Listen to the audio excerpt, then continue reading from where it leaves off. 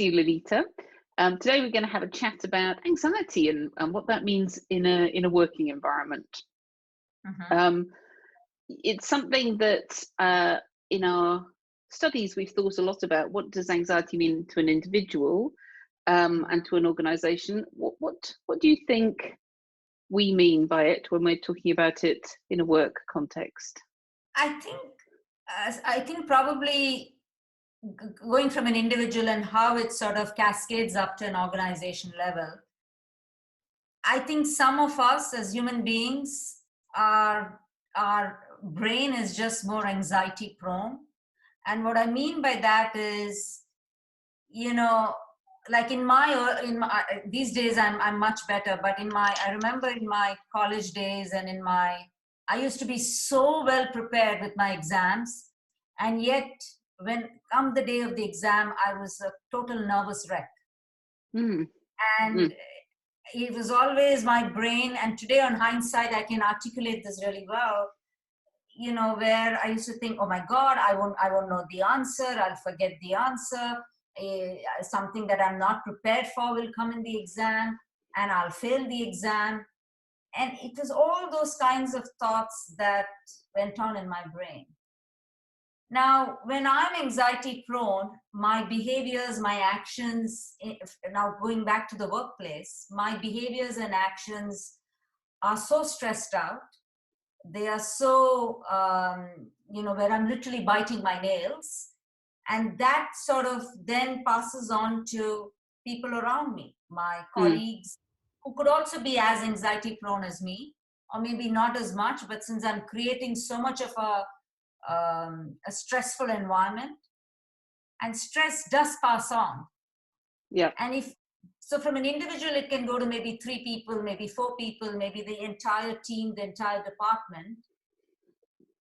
And imagine this, it goes to the department level, and then that department in turn, because of the stress and the overwhelm, probably aren't doing their role, performing in their role or the task that they have to do in a manner that is required, in a manner that's desired. So maybe deadlines aren't met, maybe the quality of work is not that great.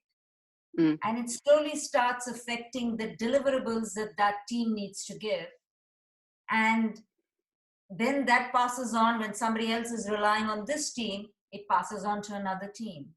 And that's how I think the ripple effect is created, and it passes on to the entire organization, causing revenue losses and obviously profits decreasing, market share decreasing, and creating a huge impact.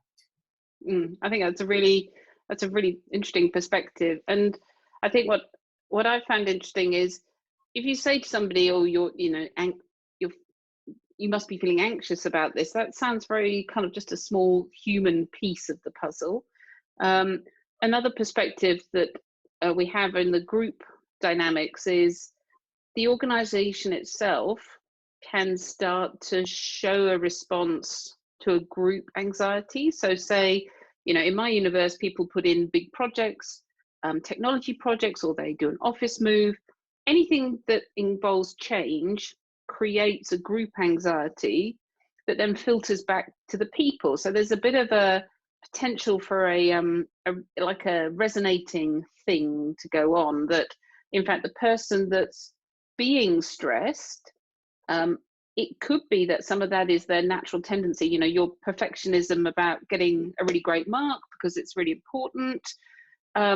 You may find you start to resonate because the organization itself is feeling anxious. So I think that's people tend to look at anxiety as, oh, this person is stressed, they must have a problem. I think an interesting perspective for me is, if we're seeing stress or strange behaviors in individuals, the question could be to ask what might be happening in the organization. So I don't know, is that something that you've seen in your working world?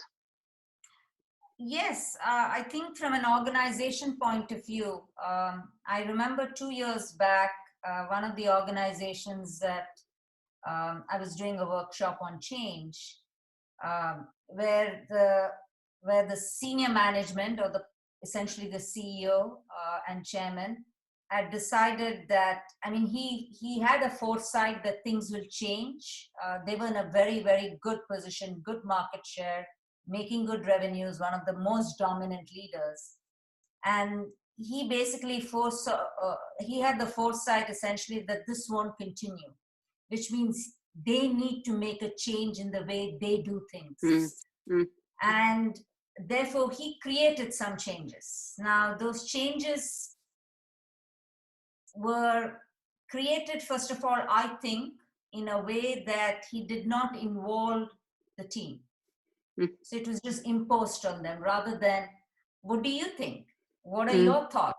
How could we deal with it? So literally discovering it with the team, more in an appreciative inquiry way.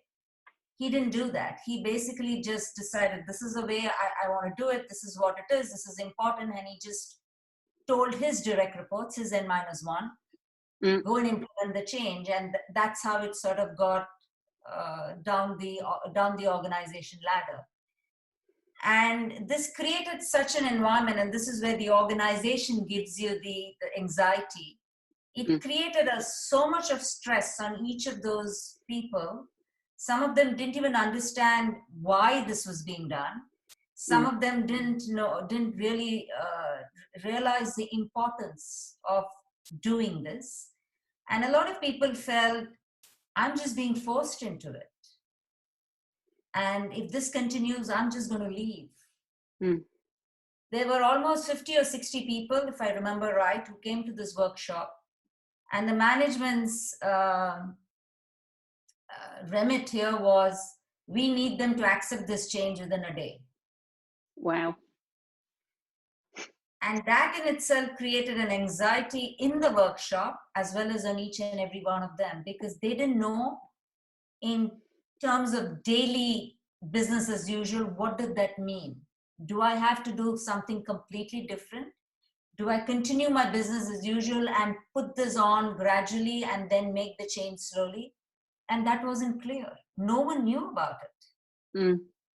And this, I think, is a classic example, one of the classic examples of what you just mentioned, where the system throws in something which creates anxiety among people, though they were all actually, a lot of the team members were very good, worked very well as a team and as individuals.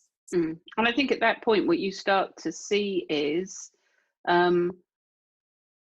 that individual idea of, oh, I don't know what's going on, it's terrible, I'm going to leave, is ultimately because that's when you look at it as an individual person through your own emotional lenses. You say, well, if nobody's telling me anything, it must be because I'm not good enough, or it must be because I'm failing, or it must be that something else is happening that we can't know about.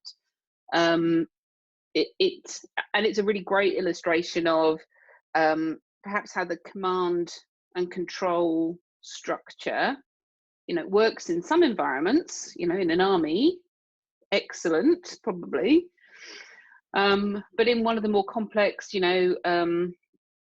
matrix managed groups, it's not quite that straightforward. So I think that's a really great illustration of a response to pressure.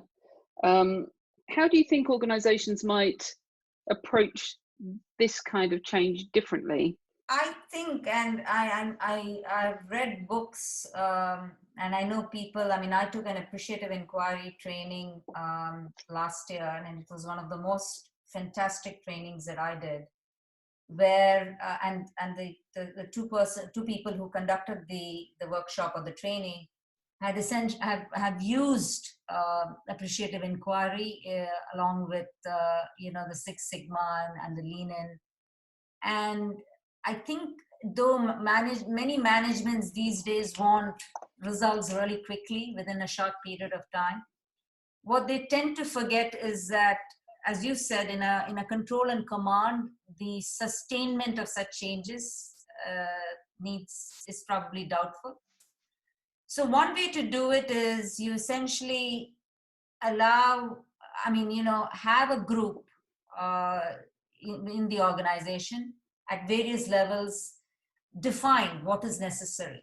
discover as a team what is Mm. going on and have them come up with what will work and why this change really requires to be made. Because then, as much as one may feel this is taking more time, I think despite the time that it would take, if it's done well, then I think the changes will be much more sustainable. It will be creating an environment where people are motivated to work. Mm. So that is one way which would probably not create as much anxiety. And even if the anxiety is created, I think it's a positive anxiety. Yeah. And with an idea of helping people think about tolerating it. I think that's a really fascinating insight. And perhaps we should have a think about appreciative inquiry in a bit more detail in another call. Excellent. Absolutely. Thank you for your time, Lalita. Thank you.